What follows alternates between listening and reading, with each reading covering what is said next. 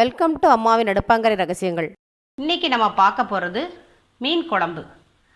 இதுபோல் மற்ற சமையல் வீடியோக்களை பார்க்க என் சேனலை சப்ஸ்கிரைப் பண்ணுங்கள். பக்கத்தில் இருக்க பெல் ஐக்கானை கிளிக் பண்ணுங்கள். மீன் குழம்பு பொதுவாக எல்லாருக்குமே வைக்க தெரியும். இருந்தாலும் எப்படி டேஸ்ட்டாக வைக்கிறது, அதில் இருக்க சீக்ரெட்ஸ் என்னன்றது நான் உங்களுக்கு இந்த குழம்புல சொல்லி காட்ட போகிறேன். மீனில் பார்த்திங்கன்னா நிறைய சத்துக்கள் இருக்குது. அதில் ஒமேகா 3ன்ற ஒரு சத்து இருக்குது. நான்வெஜ் ஐட்டத்தில் மீன் தான் திகட்டாத ஐட்டம். என்றைக்கு வேணால் சாப்பிடலாம், எப்போ வேணாலும் கிடைக்கும். இன்றைக்கி குழம்புக்கு தேவையான பொருட்களை நான் சொல்கிறேன். புளி பார்த்திங்கன்னா நல்லா ஒரு எலுமிச்சப்பழ அளவு நல்லா உருட்டி வச்சு பாருங்கள். அந்த அளவுக்கு நான் எடுத்திருக்கேன், ஊற போட்டிருக்கேன். தாளிக்கிறதுக்கு கடுகு கொஞ்சம், வெந்தயம், ஜீரகம் போட்டிருக்கேன்.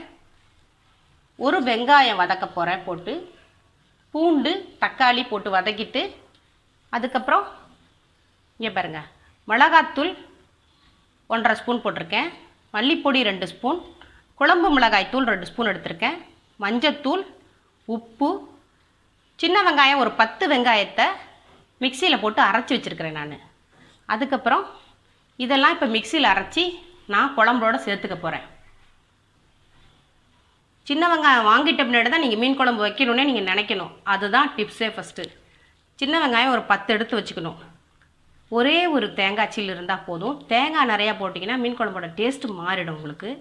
ஒரு சின்ன பீஸ் இஞ்சி, ஒரு 4-5 பல் பூண்டு, கொஞ்சம் ஜீரகம், கொஞ்சம் மிளகு, 2 தக்காளி போட்டு இப்போ நம்ம மிக்சியில் அரைக்க போகிறோம். நமக்கு இன்றைக்கி மாங்காய் கிடச்சிருக்கு. மாங்காய் போட்டு மீன் குழம்பு வச்சு சாப்பிட்டு பார்த்திங்கன்னா ருசி அவ்வளோ அருமையாக இருக்கும். இப்போ நம்ம எல்லாம் அரைச்சாச்சு. இப்போ நம்ம குழம்ப பாத்திரத்துலேயே நம்ம இங்கே கூட்டிக்கிட்டு அதுக்கப்புறம் நம்ம தாளித்து கொட்டி கொதிக்க விடலாம். இப்போ பார்த்திங்கன்னா நம்ம எடுத்து வச்ச புளியை வந்து நான் 2 டம்ளர் தண்ணி ஊற்றி நல்லா கரைச்சிருக்கேன். அதை ஊற்றிக்கிறேன். நம்ம அரைச்சி வச்ச இந்த மசாலாவை சேர்த்துக்கிறோம். அடுத்தது பார்த்திங்கன்னா மிளகாத்தூள் போட்டுக்கிறோம், மல்லித்தூள் போட்டுக்கிறோம், மஞ்சத்தூள் போட்டுக்கிறோம், குழம்பு மிளகாய் தூள் போடுறோம், உப்பு தேவையான அளவு போட்டுக்கோங்க. இப்போ இது அப்படியே நம்ம வாயில் ஊற்றி பார்க்கணும். பார்த்தோம்னா புளிப்பு, உப்பு, காரம் எல்லாம் சரியாக இருக்கான்னு இங்கேயே பார்த்துடலாம். இப்போது மீன் குழம்புக்கு தாளிக்க போகிறேன். நான் வந்து மீன் குழம்பு வைக்கிறதுக்கு எப்போவுமே பார்த்திங்கன்னா நான் சட்டி தான் யூஸ் பண்ணுவேன். சட்டியில் மீன் குழம்பு வச்சு சாப்பிட்டிங்கன்னா அதில் இருக்க டேஸ்ட்டே அவ்வளோ அருமையாக இருக்கும். மீன் குழம்புக்கு இன்னொரு டிப்ஸ் என்னென்னா நல்லெண்ணெய் ஊற்றி தாளிங்க. நல்லெண்ணெய் ஊற்றி தாளித்தோம்னா அந்த வாசனை டேஸ்ட்லாம் இன்னும் ரொம்ப அருமையாக இருக்கும். இப்போ தாளிக்க சொன்ன பொருட்களை நான் அப்படியே போடுறேன். இப்போது வெந்தயம், கடுகு, ஜீரகம் போட்டிருக்கேன். அது நல்லா பொரிஞ்சு வந்துருச்சு. இப்போ சின்ன வெங்காயம் போட போகிறேன்.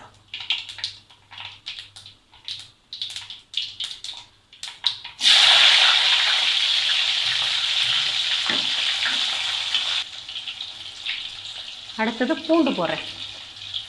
அடுத்தது தக்காளி சேர்த்துக்கலாம். இப்போ பாருங்கள் நல்லா எல்லாம் வதங்கிருச்சு.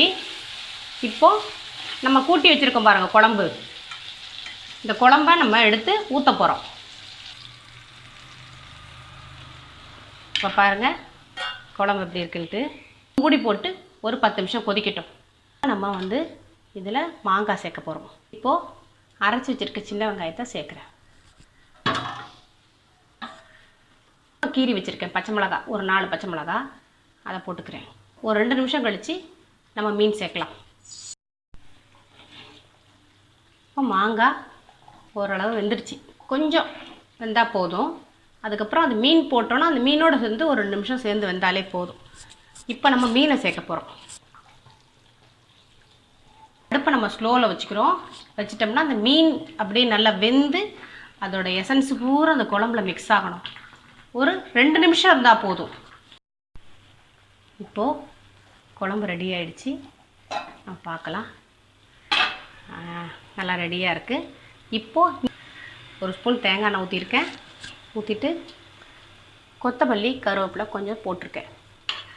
போட்டுட்டு இப்போ கொஞ்சமாக கலந்து விட்டுட்டு அவ்வளோதான், நல்லா கொதிச்சிருச்சு. இப்போ போதும், நம்ம அடுப்பு அணைச்சிடலாம். இப்போது சுவையான மீன் குழம்பு ரெடியாக இருக்குது உங்களுக்கு. இந்த குழம்பு சாப்பிடும்போது உங்கள் அம்மாவோட ஞாபகம் கண்டிப்பாக வரும். உங்கள் அம்மா வச்சு கொடுத்த மீன் குழம்பு மாதிரியே இது இருக்கும். சாப்பிட்டு பாருங்கள். இது போல் மற்ற டிஷ்ஷையும் என் சேனலில் போட்டிருக்கேன், பாருங்கள். உங்களுக்கு ரொம்ப யூஸ்ஃபுல்லாக இருக்கும். என் சமையல் குறிப்புகள், டிப்ஸு, செய்முறை விளக்கங்களை பார்க்க அம்மாவின் அடுப்பங்கரை சேனலை சப்ஸ்கிரைப் பண்ணுங்கள். பெல் ஐக்கானை கிளிக் பண்ணுங்கள். வீடியோக்களை லைக் பண்ணுங்கள்.